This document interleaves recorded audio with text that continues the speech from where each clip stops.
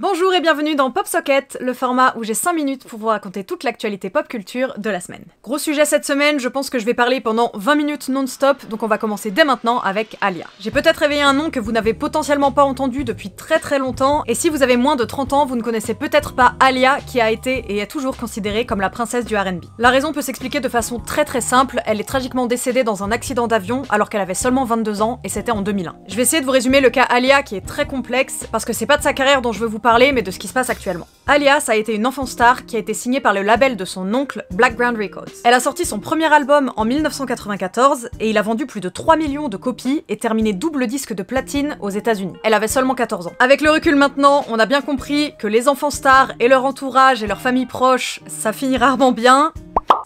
Le producteur de son premier album a été choisi par son oncle et c'était R. Kelly.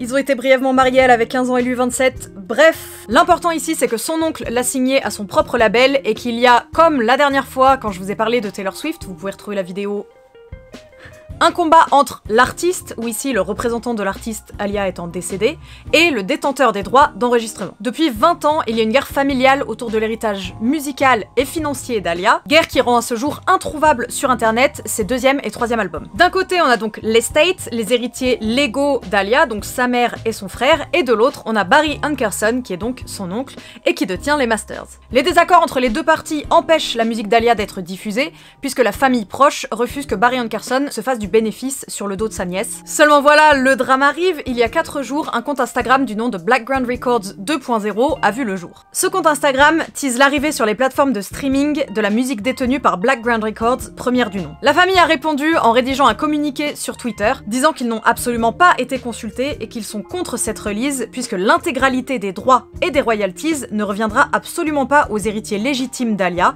ceux qui sont censés maintenir son image. Parmi les albums teasés, il y a également les premiers projets de Timbaland, mais aussi et surtout, ce qui personnellement me tient à cœur, les 2 premiers albums de Jojo. Et là, si vous me suivez depuis un petit bout de temps, vous savez qu'on touche à une corde sensible, et je crois que je l'ai peut-être même déjà mentionné dans la vidéo sur Taylor Swift. Je vais essayer de vous la faire très rapidement, et dans un parcours assez bizarrement similaire à celui d'Aaliyah d'ailleurs. Jojo a été signée très jeune, elle a sorti son premier single à 12 ans. Sa carrière a explosé, son premier album chez Blackground Records donc a été un énorme succès, son deuxième album pareil, et ensuite, silence radio. En fait, il y a eu des soucis au sein du label qui l'ont tout simplement condamné au silence. Contractuellement, Blackground Records détenait tous les droits sur sa voix. Le gros résumé, c'est que contractuellement, elle avait interdiction de poser sa voix sur n'importe quel projet qui n'était pas approuvé par le label, et le label n'approuvait absolument aucun de ses projets. Du coup, pendant 10 ans, tout ce qu'elle pouvait faire, c'était sortir des titres gratuits sur SoundCloud. C'était une époque hyper sombre et c'était horrible à voir. Et enfin, après une longue bataille juridique, elle a pu sortir son 3e album en 2016, sachant que son 2e datait de 2006. Sous un autre label, évidemment. Le problème, qu'est-ce que c'est? Eh bien, toute la discographie de Jojo n'est absolument pas disponible sur Spotify,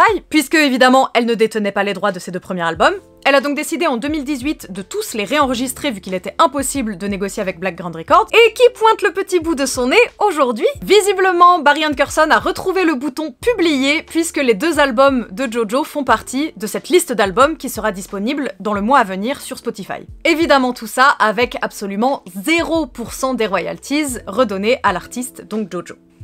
L'industrie musicale, j'adore. Bref, tout ça pour vous dire, écoutez ou n'écoutez pas, je suis personne pour vous dire quoi faire, mais ayez au moins conscience que cette distribution chie littéralement dans la bouche des artistes qui ont enregistré ces projets.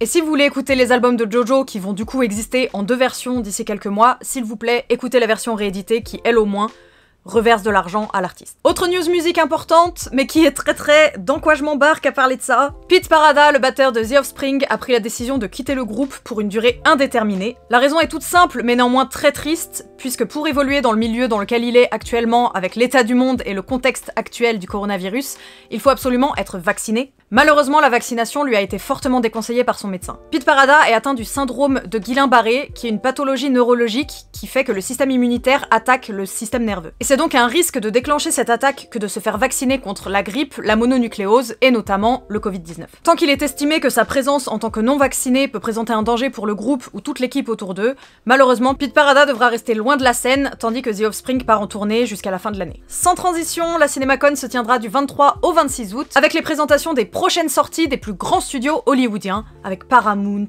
Warner Bros, Lionsgate, les autres.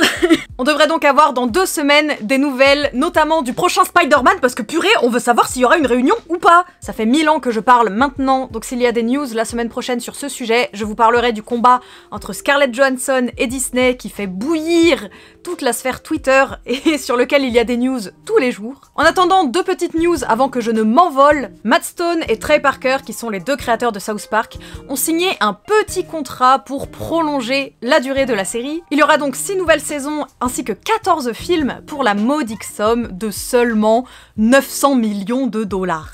Moi, vous savez la valeur de l'argent. Et enfin, puisque les actes parlent plus que les mots, je vais vous laisser sur cette image. Je sais. Je le sais, vous êtes heureux.